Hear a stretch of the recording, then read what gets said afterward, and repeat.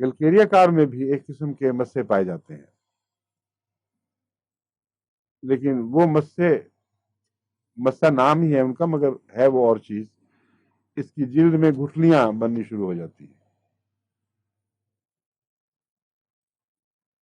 और ये जो गुठलियां हैं ये आपको बहुत से मरीजों में दिखाई देंगी। और ल्यूपस में भी ये गुठलियां बहुत ही खतरनाक नतीजा पैदा करती हैं।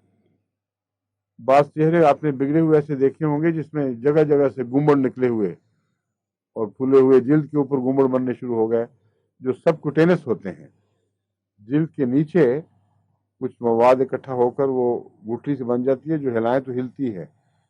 उसकी जड़ें कहीं हड्डी वगैरह में व्यवस्था नहीं होती, और ये नॉन कैंसरस हैं, कैंसर वाले नहीं हैं, लेकिन हैं बहुत मुसीबत।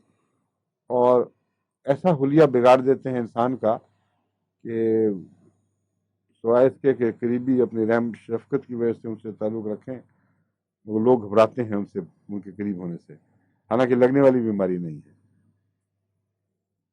मगर कैलकेरिया कार में भी ये बात पाई जाती है, लेकिन इससे बहुत ज़्यादा और नुमाया ताकत के साथ ये बात कैलकेरिया सल्फ में पाई जाती है। मगर वो अब मैं सिर्फ बताऊंगा आपको, कैलकेरिया सल्फ की बातें उसमें बता दूंगा। मैं ज़िमनन बताया है कि यहाँ इसका ताल्लुक कार्बन से नहीं है, कैलकेरिया से है इस बीमारी का ताल्लुक। कार्बन का मिजाज बिगड़ने से ये बीमारी नहीं पैदा होती, और कैलकेरिया चूंकि सल्फर का क्रॉनिक है, इसमें सल्फर से मुशाबे निस्बतन लंबी और गहरी बीमारियों को शिफा की ताकत है।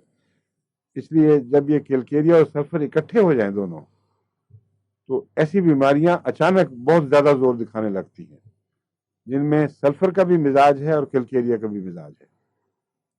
तो कैलकेरिया सल्फर जब आप पढ़ेंगे तो आपको पता लगेगा कि दोनों इकट्ठे होकर कैसा खौफनाक मरीज पैदा करती है।